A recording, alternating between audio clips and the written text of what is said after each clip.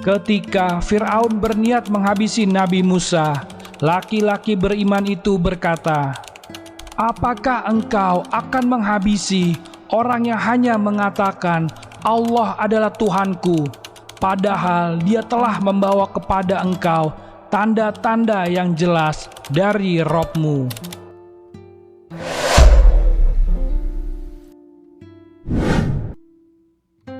Assalamualaikum warahmatullahi wabarakatuh, sahabat kalbu yang Allah cintai.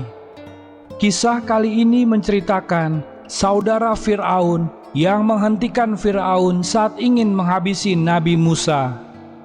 Dalam surat Ghafir ayat 28, Allah Subhanahu wa Ta'ala mengisahkan tentang seorang lelaki yang beriman dari keluarga Fir'aun. Ia menasehati Fir'aun agar tidak menghabisi Nabi Musa alaihissalam. Nama lelaki itu tidak disebutkan oleh Allah Subhanahu wa Ta'ala. Para ulama tafsir mencoba mencari tahu siapa dia. Mereka menemukan 5 nama yang kemungkinan adalah lelaki itu. Fir'aun sangat membenci Nabi Musa alaihissalam dan dakwahnya. Ia ingin menghabisi Nabi Musa dan para pengikutnya.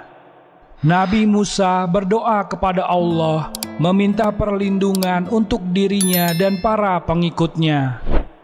Allah mengabulkan doa Nabi Musa, dan salah satu buktinya adalah adanya seorang lelaki yang beriman dari keluarga Fir'aun yang menyembunyikan keimanannya. Lelaki itu menasehati Fir'aun agar tidak menghabisi nyawa Nabi Musa. Allah Subhanahu wa Ta'ala berfirman, "Dan seorang yang beriman di antara keluarga Fir'aun yang menyembunyikan imannya berkata, 'Apakah kamu akan menghabisi seseorang karena dia berkata, Tuhanku adalah Allah, padahal sesungguhnya dia telah datang kepadamu dan membawa bukti-bukti yang nyata dari Tuhannya. Dan jika dia seorang pendusta, maka dialah yang akan menanggung dosanya itu. Dan jika dia seorang yang benar, niscaya sebagai bencana yang diancamkannya kepadamu akan menimpamu. Sesungguhnya Allah tidak memberikan petunjuk kepada orang-orang yang melampaui batas dan pendusta." Quran Surat Ghafir ayat 28. Menurut Al-Sudi dan Muqatil, kata Ali dalam ayat itu berarti keluarga secara nasab. Dia adalah anak paman Fir'aun. Ada juga yang mengatakan bahwa kata itu berarti kabilah dan kerabat. Qatadah dan Muqatil mengatakan bahwa dia adalah orang Kipti, tetapi ada juga yang mengatakan bahwa dia adalah orang Israel. Dalam kitab Al-Tahrir wa Al-Tanwir, Ibnu Asyur mengatakan bahwa orang Kipti yang beriman kepada Allah dan mengakui risalah Nabi Musa itu bukan termasuk Bani Israel, karena Bani Israel tidak berkuasa di negeri itu, seperti yang dijelaskan pada ayat selanjutnya. Orang beriman itu selalu menyimpan rahasia keimanannya, karena dia sadar bahwa menampakkan keimanannya akan membawa bahaya bagi dirinya, dan tidak ada manfaatnya bagi orang lain. Ketika Fir'aun berniat menghabisi Nabi Musa, laki-laki beriman itu berkata, "Apakah engkau akan menghabisi orang yang hanya mengatakan Allah adalah Tuhanku, padahal dia telah membawa kepada engkau tanda-tanda yang jelas dari Rabb-Mu?" Pertanyaan ini mengandung penolakan rencana Fir'aun yang hendak menghabisi Nabi Musa. Dia memberikan alasan-alasan mengapa sebenarnya Fir'aun tidak perlu melakukan hal itu.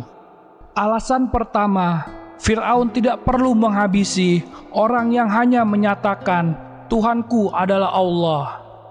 Ini sebenarnya adalah pengakuan tauhid secara terselubung. Alasan kedua, Nabi Musa juga telah menunjukkan bukti-bukti berupa mukjizat sesuai dengan permintaan Fir'aun sebelumnya. Ucapan itu membuat dia dicurigai dan nyaris terbongkar keimanannya, sehingga dia segera melanjutkannya dengan perkataan yang dapat membuat Fir'aun bimbang. Apakah sebenarnya dia berada di pihak Nabi Musa atau Fir'aun? Dia berkata, jika dia seorang pembohong, maka dialah yang akan menanggung akibat kebohongannya itu. Maksud laki-laki itu seolah-olah berkata, jika Nabi Musa berdusta tentang apa yang disampaikannya, maka dia menanggung bahaya atas kedustaannya itu, dan itu sama sekali tidak merugikan Fir'aun. Dalam situasi ini, tentu Fir'aun menjadi ragu-ragu mengenai rencana menghabisi Nabi Musa, karena Fir'aun pasti yakin bahwa dia berada di pihak yang benar, dan apa yang disampaikan Nabi Musa adalah dusta, sehingga Fir'aun berpikir bahwa Nabi Musa mendapatkan musibah akibat kedustaannya itu. Kemudian dia melanjutkan lagi, dan jika dia seorang yang benar, tentu sebagaimana bencana yang diancamkannya kepadamu akan menimpamu. Dia berani mengatakan hal itu karena dia yakin Fir'aun tidak memperhatikan kata-kata itu, karena memang Fir'aun tidak percaya apa yang disampaikan Nabi Musa. Artinya, jika apa yang disampaikan Nabi Musa itu benar, itu juga tidak akan berguna dan bermanfaat bagi Fir'aun. Akan tetapi di sisi lain, sebenarnya kata-kata tersebut mengandung ancaman bagi Fir'aun, bahwa jika apa yang disampaikan Nabi Musa adalah kebenaran, maka Fir'aun akan mendapatkan apa yang pernah Nabi Musa ancamkan kepadanya. Al-Qurtubi dalam kitabnya menjelaskan bahwa sebagian di sini berarti semua, dan ini adalah cara yang halus untuk menasehatinya. Nabi Musa mengancam Fir'aun dengan azab yang mengerikan di dunia dan di akhirat. Ibnu Asyur mengambil hikmah dari kisah orang mukmin dari keluarga Fir'aun, yaitu: pertama, Allah tidak akan meninggalkan Rasul-Nya. Allah pasti akan menolong, yaitu dengan memberi ilham kepada orang mukmin di kalangan Fir'aun untuk berunding dengan Fir'aun agar dia mengurungkan niatnya menghabisi Nabi Musa. Kedua, menyembunyikan keimanan boleh dilakukan ketika berada dalam situasi yang jika keimanan seseorang terbongkar akan membahayakan dirinya. Ketiga, keterampilan diplomasi sangat penting dalam berdakwah, dan kepada orang yang sangat angkuh seperti Fir'aun, dakwah dengan nasihat tetap diprioritaskan. Ada 5 pendapat tentang siapa nama lelaki yang beriman dalam ayat itu. Ibnu Abbas dan Muqatil mengatakan namanya Hisbil. Ka'ab mengatakan namanya Habib. Syu'aib al-Jibai mengatakan namanya Sam'un. Ada yang mengatakan namanya Jibril. Dan ada riwayat dari Ibnu Ishaq yang mengatakan namanya Syam'an.